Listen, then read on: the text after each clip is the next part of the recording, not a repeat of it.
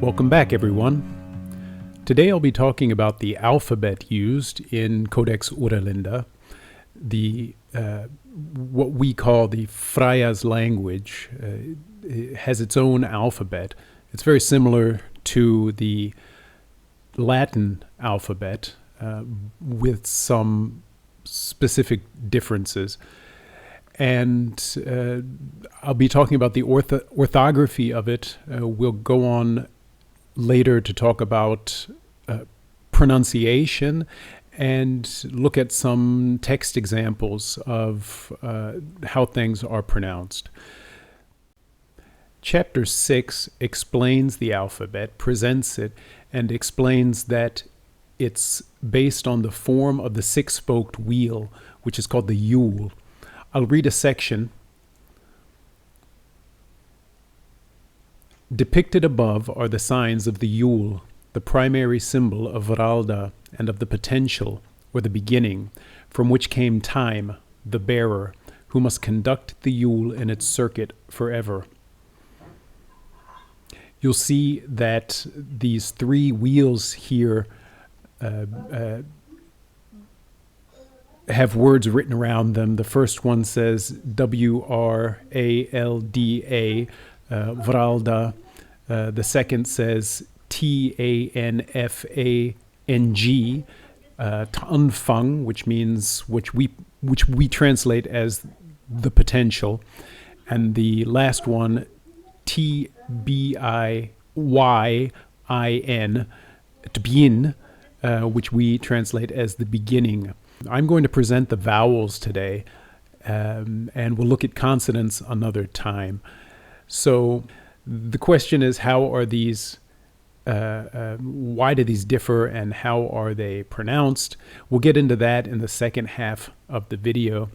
But for now, I'll say that each different orthography represents a slight variation in pronunciation. The three first letters represent forms of the A, as in A-E-I-O-U. First A is triangular. The second one has a tail going upward, the best way I can describe it. And the second one has a tail going downward. Then we'll move on to the O's. Here you have two different variations. And looking at the U's, we have three different variations. There are two different E's, an I, and a J, which I've included with the I because it will have a similar pronunciation. And then we have two different Y's. I refer to them both as Y's, and that's it. So I ran across a more modern Dutch lettering system, and a couple of things I noticed is that it starts out with two different A's. And then the next thing that occurred to me when I looked at it is that the I and the J go together, and they're also written very similarly. And the same is with V and W, which I didn't include in the vowel sounds, even though in the Fryas language they are pronounced quite similar to vowel sounds. They don't really close all the way, so it's not a V sound, more like a W sound. And the same thing with the W. But they're written right next to each other. And then the next thing that I noticed here in this alphabet is that there's two Y's. X, Y, and then a different kind of a Y before the Z. So perhaps, assuming that the Fryas language really is what it purports to be, an authentic, handed down language, and orthography, perhaps this is a vestige of that. As we get into the pronunciation, I have to preface by saying that this is my interpretation based on some of the sounds in modern Frisian, modern Dutch, modern German, and the different dialects of German and Dutch that I've heard. I thought I would start with a short comparison between, for example, modern West Frisian dialect, and I found a video of someone speaking the West Frisian dialect, and then another video of someone who speaks 3 different dialects of Dutch in rapid succession. In Duitsland, mooi man. Hier moet een keer op een snor ermee rijden en ik denk, zij is niks. Ben we op naar de grens en zeiden, staan hier voor de grens. Toen mocht je er nog niet in, hè. Stel de douane er nog voor. Ik zei, nou, ben je van Duitsland? Nee toch, zei je. In dit Duitsland zongen ze er wel even iemand, hè. Nou, zo kan het proberen. Ik zei, de douane stier er nog voor, hè. Dat is lang dit, hè. En ik zei tegen die kerel, ik zei, ik ga alle papieren wel, maar ik zei, met niks, maar ik zei. Ja. Welke dialecten? Het Gronings en het Drents en een klein beetje Fries. Zullen we beginnen met Gronings? Ja. Wat vind je van deze plek? Ja, ik vind deze plek is allemaal fantastisch. Er zijn hier zoveel molens en elke molen die doet weer naar het ding. Het is een prachtig mooi weer, dus hartstikke aardige mensen allemaal. Dus ja, deze plek is allemaal fantastisch. En het weer is ook wel beter dan gemiddeld, zeg maar, deze dag. Wat vind je ervan? Ja, maar dat luisteren. Het is verdoofde dag, is al oktober. Ja? En nou heb ik lange arms, maar dat is al veel te warm. Ja, dat jong door zo, die had al een keurde box aan en een mouwhemd. Zonder mouw. Dus, ja, het is gewoon warm hier zo. Het is net zomer. Spreek je ook Fries? Ik kan echt wel iets Fries praten. Het Friese accent dat is weer net anders als het Gringers is. Ja. Cool. En zeg maar, heb je verstand van de vogels die hier leven? Kun je daar iets over vertellen? Maar je lijkt me wel zo'n... Ja, dan wordt er zeker weer een Drents, of niet? Ja, Drents. Nou, ja. Dus even kijken wat we daar zien. We zien daar een heleboel gazen en zo. En ik denk dat het allemaal So based on that, I'll just go through and give you my interpretation of how the vowels A, E, I, O, U, and Y, and J in this case, could have been pronounced, and at least it will give a differentiation between the different usages of the vowels. So we're looking at the A's. The first A I would pronounce A. The second, O. And the third, E. And then we move on to the O's. The first I would pronounce O. The second, O. And then moving to the U's, I would go for and then and then O. Moving to the E's, it's and A. The I and the J are very similar. The I, E, and the J, Y. And lastly, the Y's, the first being pronounced I, and the second, less hard, E. And not only is this my interpretation, it's also kind of an approximation. It's very difficult to speak these letters in isolation. What I'll do is read a section that I found from Codex Oera Linda that really has a plethora of all of these vowels in it. You won't find in every section so many different variations, but this is, first I'll read it in English. It's the part about the War of Celta in Minerva, and it's in chapter 9 of Codex Oera Linda.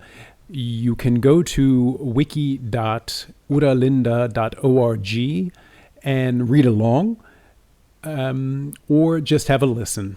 So in English, it says, "Now we will write about the war of the Burkmaids, Celta and Minerva, and how we thereby lost all our southern lands and Britannia to the Gola. Near the southern mouth of the Rhine and the Scheldt, there are 7 islands named after Fryas' 7 watch maidens of the week. In the middle of one island is the Burg Valhallagara. On its walls, the following history is inscribed. It starts with, and I'm going to go off on a slight tangent here because I think we may need to change the translation here from inscribed to written.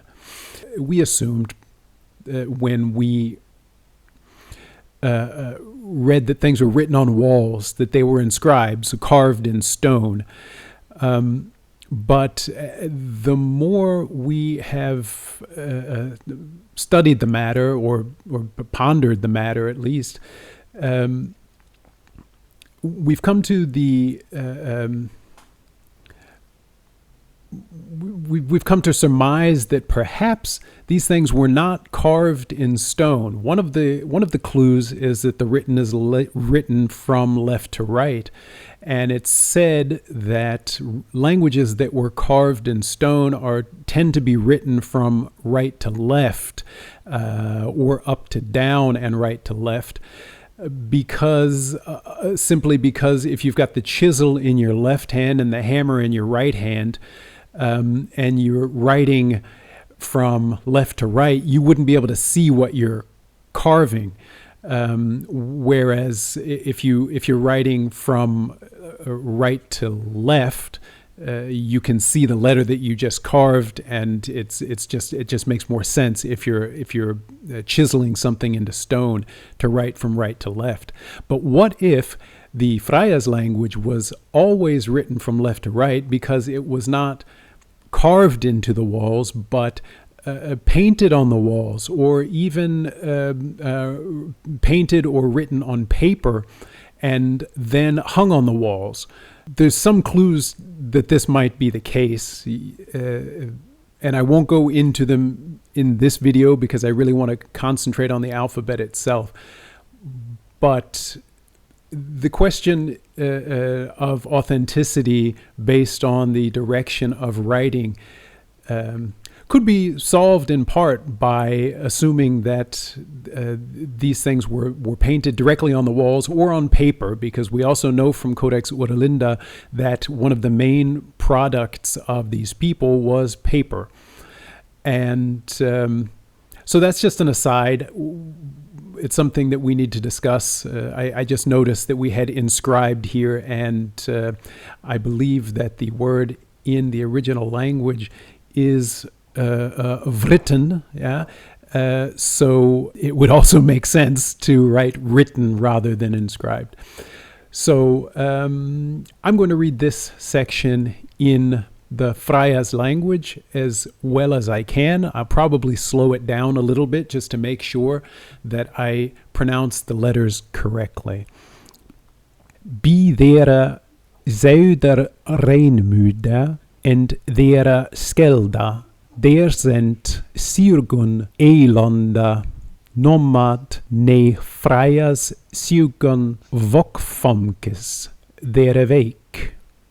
Middel op het ene eiland is die Burg Valhallagora. In utta vogrum dera is die volgende skedenisse vritten.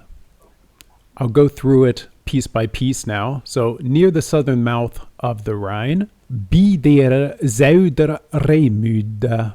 So, by the southern Rhine mouth, and der Skelda, and the Scheldt. There are 7 islands named after Fryas' 7 watch maidens. Der sind Syrgun Eilanda, nomad ne Fryas Syrgun Vokfamkes der week. My English speakers will really see a lot of words here that they recognize, starting with by, which pronounced b here, dera, which is spelled basically exactly the way there is still spelled, Zuider, no, and Reinmude, perhaps not either, but you can see how müde and mund and mouth, müde, müthe, mouth, changed over time. I also found this graphic of a word, for example, 100, in the theoretical Proto-Indo-Germanic form, and then spreading out in all directions and becoming 100 in English, and cent in Latin, and different forms that somehow are derived by linguists from the same word. So we see a lot of words here that ended up in English being very similar to their original form. There are 3 different important names in this section, the one being Minerva, Kelta, and Nihilenia. And we'll go through and see how they're spelled in the original Fryas language so that we can piece together how they should be pronounced. I'll start it in English. 563 years after Altland sank, a wise Burkmaid had her seat here. Minerva was her name, called by the steersman Nihilenia. This epithet was well chosen because the advice she lent, Leinada, was new, nigh, and bright, hell, above all other counsel. So let's go through this section here. 563 year ne Altland sunken is, satt hier een witte burgvom. Minerva was hier nomma trusta sturia, that's a hard one, sturar is the correct pronunciation, sturar, Nihilenia toenommet. Deras toenomma was god keren, want de reed der jag lenade was nigh and hell boppa alla otterum.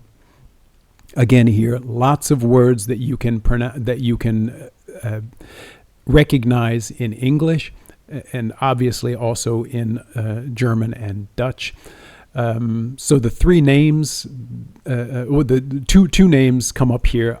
Altland, so the A being the first A, Altland, and the next being the name of Minerva, which is spelled with the short E, so Minerva. Then her epithet, Nihilenia, with the short E between the H and the 2 L's, and the long E, as I would call it, between the L and the N. So Nihilenia. And also the word that comes right after it has the 2 different O's in it, tonomat. This first O may also be pronounced kind of like a U, like we say today in English, to, like T-O, to. We don't say toe, but that's just speculation. And then in the next paragraph, we see the name Kelta, the mother of the Celts, according to Codex Oera Linda. I'll read the section out in English first, and then in the Fryas language. It says, across the Scheldt at Vlieburg was the seat of Sirhet. This maid was a trickster. Comely was her face, and quick was her tongue, but the advice she gave was always veiled in obscure words. Therefore, the steersman called her Kelta, meaning chatter, though this was interpreted by those who did not voyage at sea as a name of honor. And in the original Fryas, Over Skelda et dera Vlieburg sat Siret, dus vom was Fulrenka, skeen was ontlit, en kwik was hier tunge, men die reed der Jef was immer in duistere woorden. Daarom werd jo drusta stjorar Kelte heten. De landsotta meneden dat het een erenummer were. So here we see another interesting thing. So they call her real name was Siret. Here is the second Y, the one that I said is less sharp. So rather than Sayerhed, it's Sir. And hate. So Sirhate. And the name that she was given, Kelta, you'll notice that it's not written with an E. So it's not the short E that we have in words like mun, but it's the A with the tail going down, so becomes Kelta. But it's one of the more interesting stories in Codex Oera Linda, the war between Kelta and Minerva, and you can find it in section 9A, chapter 9. So to sum up, I hope this presentation wasn't too roller coastery. I hope you enjoyed it, and I hope you learned something. Please leave me questions in the comments and have a look at the wiki to see if you can figure out some of it yourself. Thanks for listening.